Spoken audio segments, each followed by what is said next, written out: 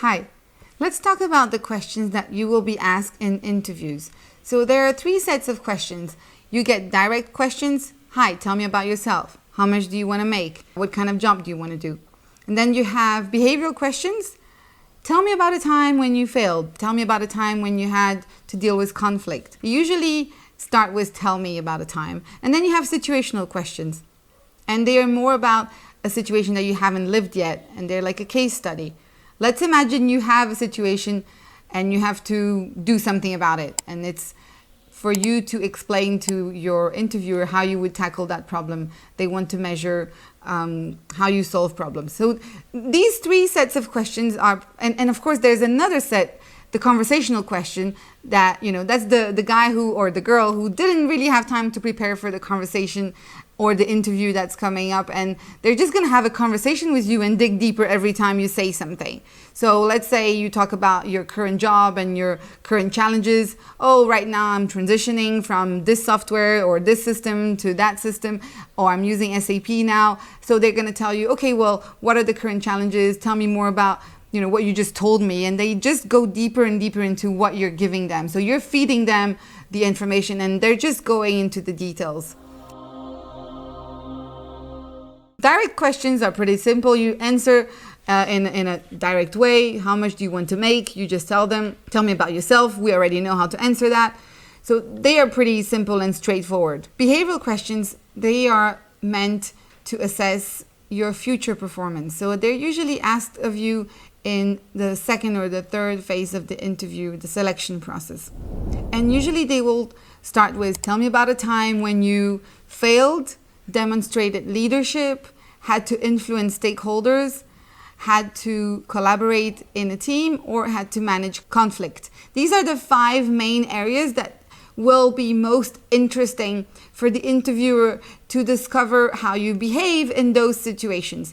And the best way to answer behavioral questions is with a statement. So let's say I ask you, tell me about a time when you failed. I would say, well, to me, failure is relative, or failure is really not a problem because I feel I learn every time I fall. And it's all about getting back on the horse and starting over. So failure is a lesson. I see this as a lesson. And the time when I learned was so and so. And I give the example of the time when I felt like I learned a good lesson and I got better and stronger as a result of that. And of course, the example that you're going to give has to have an element of, remember the star. You give them the situation, then the task that you accomplished, then whatever you achieved, and then finally the result. But make sure to give them something that has an impact on the bottom line, right? Because you want to tell them that you saved money or that you attracted money. At the end of the day, this is what matters to your hiring manager.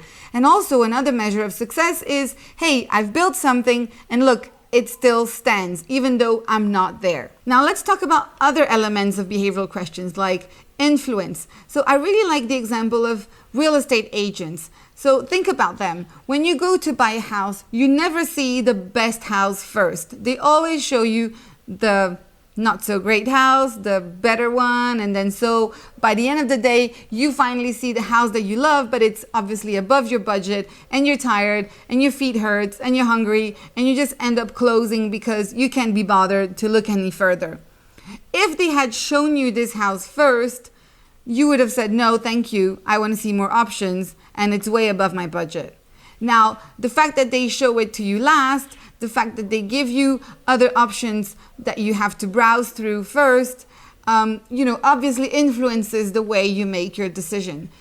And this is probably how you want to be influencing people above you. People below you, you can obviously tell them what to do. But people more senior than you, you have to influence them and you have to have a strategy. So make sure to exemplify when you did it and how successful you were at doing that. Leadership, this is another aspect. So when have you demonstrated leadership? Tell me about a time when you took leadership and you went for it. So think about examples of when you were really proud of how you were proactive and just went for it, took a risk.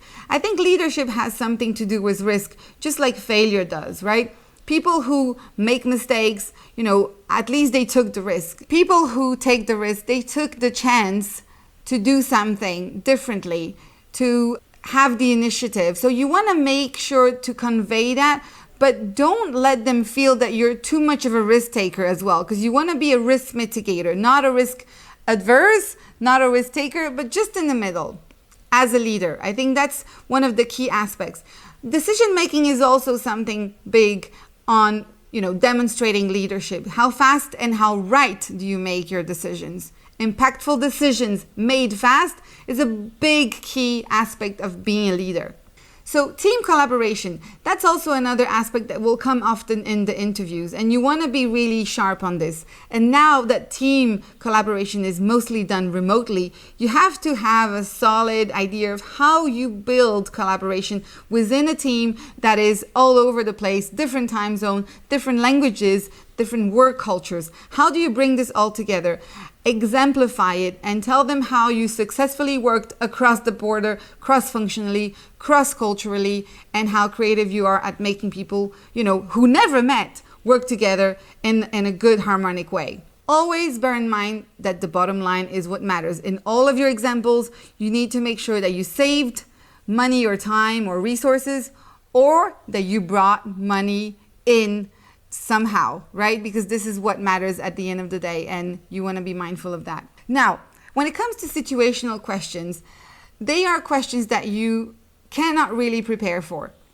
Why? Because they are trying to assess your train of thought. We have a problem, solve it. They give you a case and they ask you to figure out how to solve that situation, because they want to assess how you think about problems. It's about problem solving, it's about creative problem solving, and it's also about the speed in which you go about solving these problems. So for this, I would say read as much as you can in terms of what is happening in your industry to prepare for those questions, what is happening in your sphere of work, because that's the best way you can prepare for those questions, because it's not easy to be ready for them. And now, conversational questions, like I said, these are the questions from the hiring manager who didn't have time to prepare a set of questions, and they're just going to have a conversation with you, and then they're going to slowly dive deeper and deeper to see how solid you are and how much depth you have. If you're just about the shallow external, or if you actually have deep understanding of the technology, of the problem that we're interested in solving here. So conversational questions are quite easy for you in the sense that you're the one feeding your hiring manager with the information that he or she will dive deeper into, right? So whatever you give them, they're going to open that, and then they're going to ask you for more of that. So make sure you give them something that you're really comfortable discussing, right? So don't give them information that you're not very comfortable in, because that's obviously going to expose you. So be very wise and strategic about those conversational interviews. That's it for now.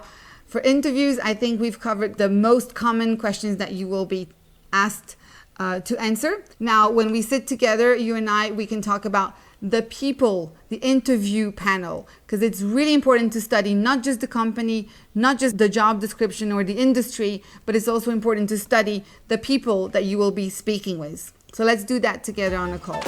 Talk to you soon.